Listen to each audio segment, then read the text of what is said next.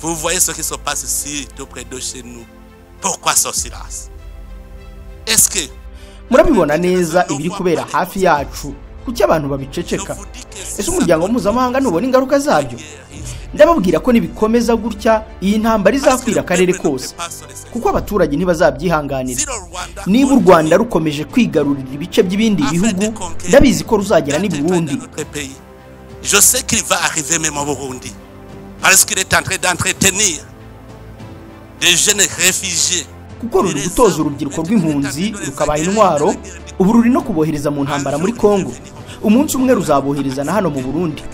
Tuzabyemera kandi intambara izakwira hose. Uwo mugambi wabo turawuzi nuko bari gutegura gutera Burundi. Et heureusement les Burundais sont avertis. Kubw'amahirwe abarundi ndababuri umuryango mpuzamahanga nukomeza kubirebera twebwe hano mu Burundi ntituzabirebera. Si le Rwanda justifie sa présence par la présence des FDLR, kuko murabizi ko niba u Rwanda rutanga impamvu yarwo ko ari FDLR, ese icyo si ikibazo cyagakemuwe mu mahoro?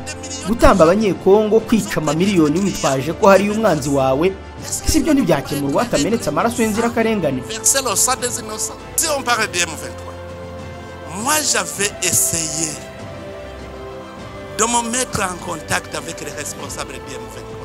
Iyo bavuze M23 nge nagerageje kuvugana n'abayobozi ba M23 ndababwira nti niba koko mutari abanyarwanda kuki mutemera kurambika intwaro hanyuma mugakurikiza inzira y'amahoro nkuko muri abanyekongo mukunda igihugu cyane. Icyo gihe barambwiye bati turabyemeye. Umuntu uzakugira inama kubirebana no kugura imodoka cyangwa kwita ku modoka yawe ariko mu byo akubwira byose ntiwumvemo izina Auto Korea Maintenance Limited, inama ye ntuzayemere. Abantu mufite imodoka za Kia na Hyundai ndetse n'izindi modoka zigezweho, murindi imodoka zanyu kwangirika kwa hato na hato, muzijyane muri Auto Korea Maintenance Limited. Bagufasha kubungabunga ikinyabiziga cyawe ukagitunga kitakurushya, bakazana gufasha kukigurisha igihe ubikeneye kandi udahangitse ugihaye nawe akagitunga yishimye. Aba nabahanga bakaba n'inzobere bakagira n'uburambe mu kubungabunga izi modoka no gusana izamaze kwangirika cyane cyane motori zazo na boîte de vitesse. Bagusuzumira imodoka mu ikoranabuhanga rigezweho ritanga icyizere cyayo cy'igihe kirekire. Bakoresha ibikoresho byabugenewe bifasha mu kubungabunga imodoka yawe. Bafite ama additives na prolines n'amavuta meza yabugenewe akoreshwa mu kurinda systeme z'imodoka kwangirika bituma izi modoka zirushaho kuramba. Bafite uburambe ku buryo wabagannye hakiri kare arushaho gukunda imodoka za Kia na Hyundai. Muri iki gihe kandi muri Auto Korea Maintenance Limited bafite gahunda y'ubujyanama kubifuza kugura imodoka ndetse no kubamaze kuzigura. Hari kandi na programu ya automotive training kubifuza kubinararibonye mu by'ibinyabiziga bikoranye ikoranabuhanga rijyanye n'igihe. Ibi babigufasha mu gahinduka inzobere mu by'izi modoka mu gihe gito. Ni mubagane bakorera igikondo iruhande rwa Kiliziya Gatolika. Wanabahamagara kuri 07 86 20 60 54. Mwirinda abamamyi n'abarupigapiga babangiriza kubera ko Auto Korea Maintenance Limited ni inzobere zize zikaminuza kandi zifite uburambe mu kwita ku modoka zanyu. Mu ivuriro Everlife nahivurije umwijima, mivuriza n'iby'amabanga y'abashakanye. Bankoraho riraka n'abahanga pe. Nyuma yo kugira ikibazo cy'imisemburo mike bandangiye ivuriro Everlife ndarigana baramfasha icyo kibazo kirakemuka. Nyuma naje kujyana n'umubyeyi wanjye afite ikibazo cya hypertension, ubu ngubu n'umuziba. Nashishikariza abantu bafite ibibazo by'imisemburo bigatuma batabyara, bigatuma imihango yabo itaza neza nkuko bikwiye, kuba mwagana ivuriro Everlife bakabafasha. Murakoze cyane. Ivuriro Everlife rikorera Nyabugogo rimaze kuba ubukombe mu Rwanda no hanze yarwo mu kuvura indwara bakoresheje imiti y'ibimera kandi itunganyijwe neza mu buryo bw'ibinini, poudre cyangwa liquide. Hari abadogiteri batandukanye bagufasha kandi kiza nuko aho waba uherereye hose ku isi imiti yakugeraho, cyane ko bakorana na DHL.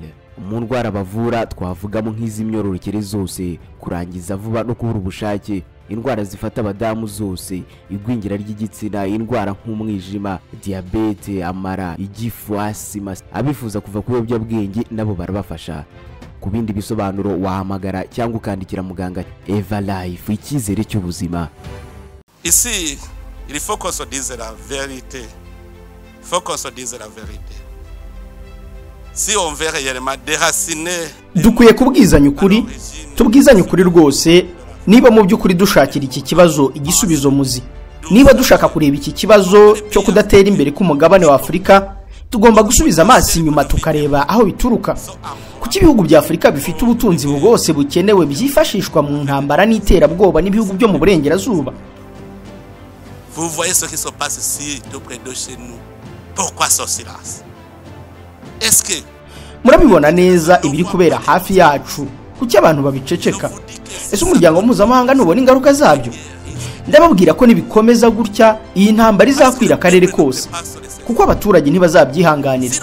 Niba u Rwanda rukomeje kwigarurira ibice by'ibindi bihugu, ndabizi ko ruzagera n'i Burundi.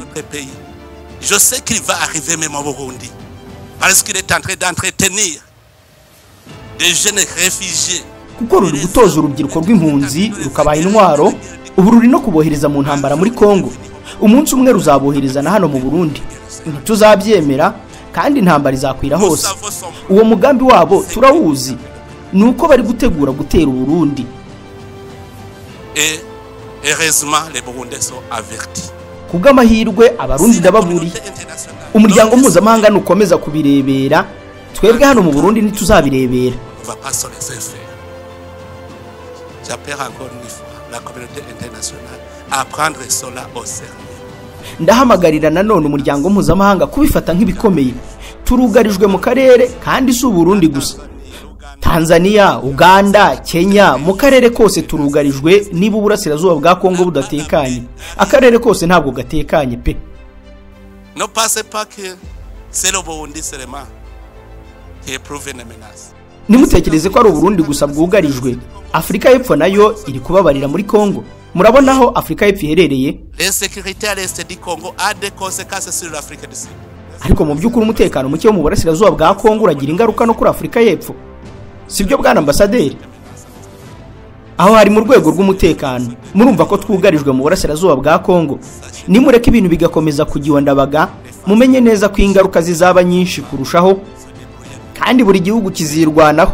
Ariko njyewe hari gahunda nari naragejeje ku karere, kandi nzi yuko iyikurikizwa twari kugera ku mahoro. Son plan était respecté, on serait en paix. Parce que vous savez, si le Rwanda justifie sa présence par la présence des FDLR, kuko murabizi ko niba u Rwanda rutanga impamvu yarwo ko ari FDLR, ese icyo si ikibazo cyagakemuwe mu mahoro? Gutamba abanyekongo, kwica amamiliyoni witwaje ko hari umwanzi wawe, sibyo ntibyakemurwa atamenetse amaraso y'inzirakarengane.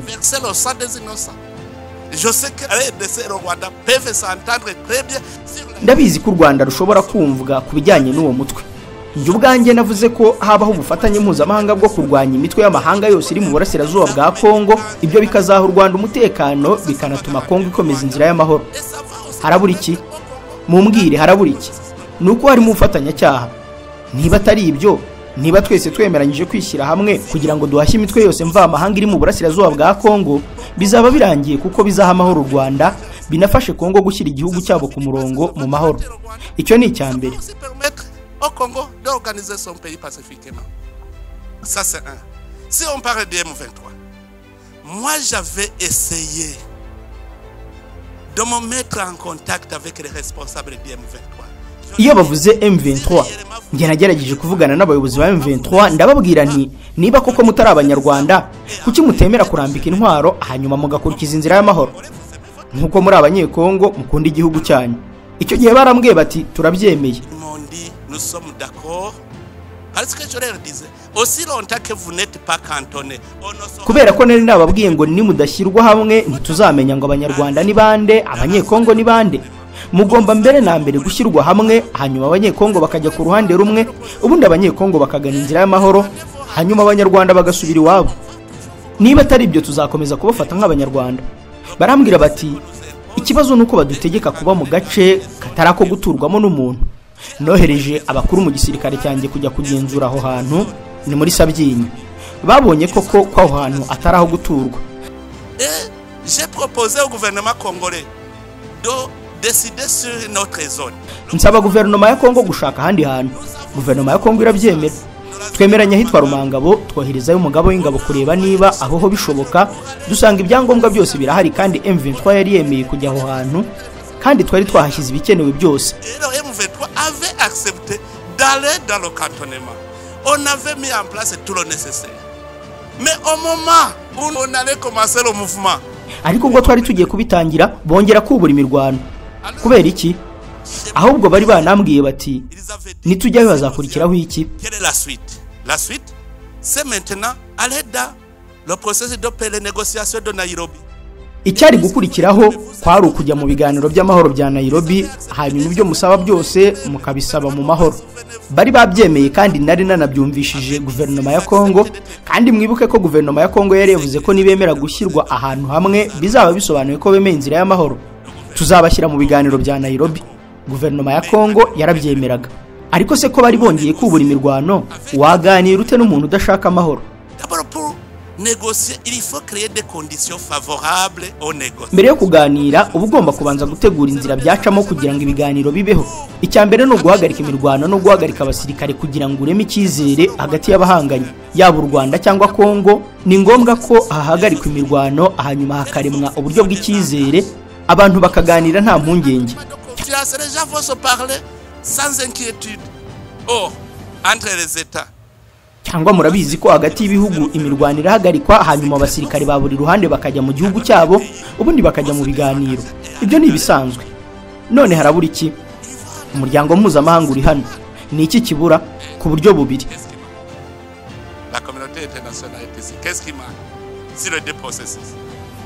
J'avais proposé ce plan. Nari nagaragaje uwo mugambi kandi akarere kari kemeje kohereza ingabo zako kugira ngo zibanze mbere na mbere zigarura ituze mu banyekongo, mais aussi pour combattre les groupes armés étrangers. Ariko kandi no kurwanya imitwe mvamahanga iriyo. Ubwo nibwo buryo ingabo z'u Burundi zagiye muri Kongo. Twagiye tugendeye kuri icyo gitekerezo, tugeze muri Kivu y'Epfo, muri abatangabuhamya, amahoro n'umutekano byaragarutse, dutangira inzira yo kunga abahatuye, kandi kugeza ubu haratuje. Jusque maintenant c'est calme.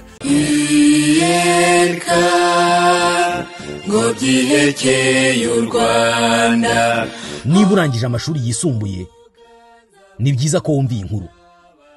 Minisiteri y'Uburezi ibara abanyarwanda 74,509 barangije amasomo y'icyiciro cya kabiri cya kaminuza bize muri kaminuza zigenga hano mu Rwanda hagati y'umwaka wa 2016 n'2022.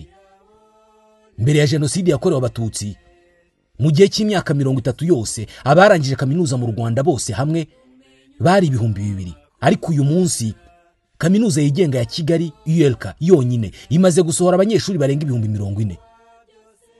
Niba abantu benshi bakomeza kugana ULK, n'uburezi bufite ireme iyi kaminuza itanga. ULK campus ya Kigali ifite ubushobozi bwo gucumbikira abanyeshuri barenga 2,200 mu buryo bwiza, babona ibikenewe byose. Iki ni kimwe muri byinshi byoroshye imyigire muri ULK. Iyi kaminuza itanga amasomo y'icyiciro cya kabiri cya kaminuza cyangwa se bachelors, harimo biology and chemistry, education in computer science and physics, languages and humanities in education, economics and business studies, social studies n'andi masomo menshi.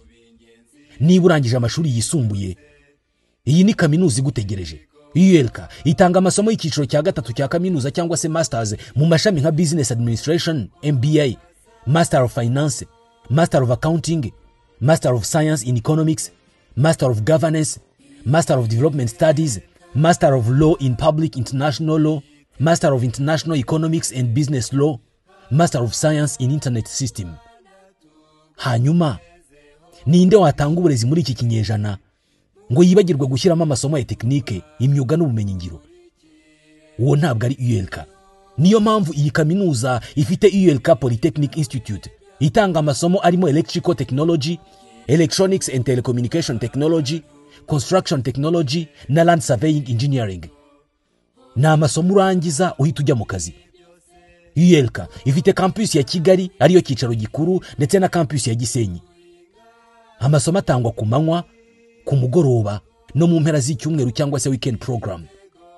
Abiga education hari na programme y'ibiruhuko izatangira ku itariki ya 23 y'uku kwezi kwa 12, kandi kwiyandikisha birimo gukorerwa kuri campus ya Kigali, ya Gisenyi cyangwa se ugahamagara campus ya Kigali kuri 07 88 30 40 cyangwa se campus ya Gisenyi kuri 07 88 30 87 Ushobora gusura kandi urubuga rwa internet rwa ULK ari rwo Y3 @ase.rawa. Icyiciro kizatangira mu kwa mbere cyangwa se January intake. Amasomo azatangira ku itariki ya 6 y'ukwezi kwa mbere mu mwaka wa 2025. Amahitamo y'ahazaza hawe akorerwa muri ULK.